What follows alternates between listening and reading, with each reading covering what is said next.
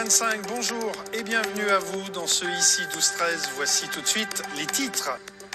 Dans moins d'un an, Paris accueillera les Jeux paralympiques et à Chambord, un photographe amateur a organisé une séance photo pour une exposition qui veut faire découvrir le monde du handicap et notamment celui du sport adapté. Reportage dans ce journal. Allez, sport encore. Dans moins d'un an, une fois les Jeux Olympiques terminés, Paris accueillera les Jeux Paralympiques dès la fin du mois d'août 2024. Aujourd'hui, la médiatisation du handisport demeure toujours un enjeu. Et vous allez le voir, à Chambord, un photographe amateur a organisé récemment une séance photo pour une exposition qui veut faire découvrir le monde du handicap et notamment celui du sport adapté, celui qui concerne les déficients mentaux et psychiques. C'est notre dossier Objectif 2024. Il est signé Philippe Tanger et Julien Bernier. On change un peu de position, tu peux mettre un peu de 3 quarts, tu peux croiser les bras si tu veux, ouais, voilà.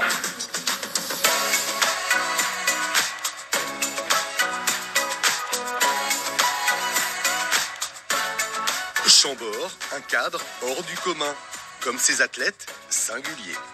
D'un regard à l'autre, le thème de l'exposition qui sera présentée à l'été prochain, juste avant les Jeux Paralympiques. Je me mets là. Ouais. Et on va essayer de faire sortir un peu la tête du cheval. C'est génial ça. Originaire du Loiret, Adib El Saragbi prépare les Paralympiques en dressage. Participer à cette campagne est pour lui une évidence.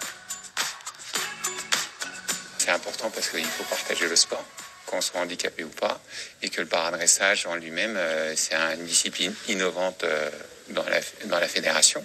Et ça fait partie de notre mission de promouvoir ça au grand public et de le faire connaître.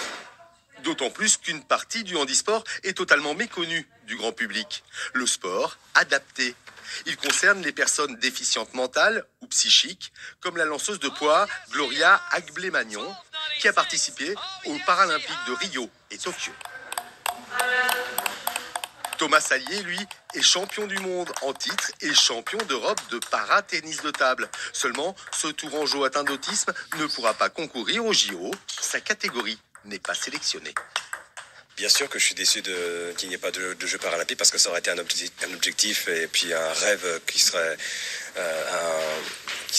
dans lequel je rêve comme toutes les athlètes d'y participer et c'est dommage pour moi.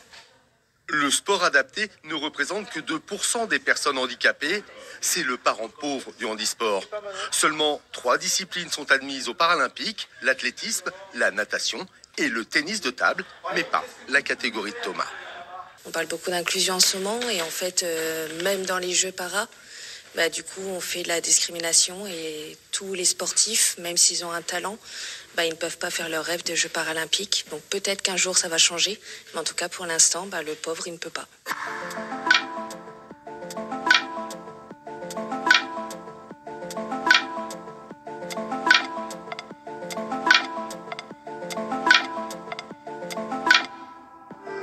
La France est pourtant le pays majeur du sport adapté. Au championnat du monde de juin dernier à Vichy, les Français ont remporté 188 médailles, dont 87 en or. Première nation au monde, très loin devant l'Australie. Il s'agit donc bien d'un choix de société qu'il faut assumer. Il y a une vraie volonté politique à porter tous ensemble. On a une responsabilité partagée, qu'on soit instance internationale, les États, les collectivités. Et puis effectivement derrière, ça veut dire volonté politique, mais c'est aussi des moyens humains, des moyens matériels, parce qu'effectivement il y a des contraintes liées spécifiquement au sport adapté. Une volonté, malheureusement, qui peine toujours à se concrétiser.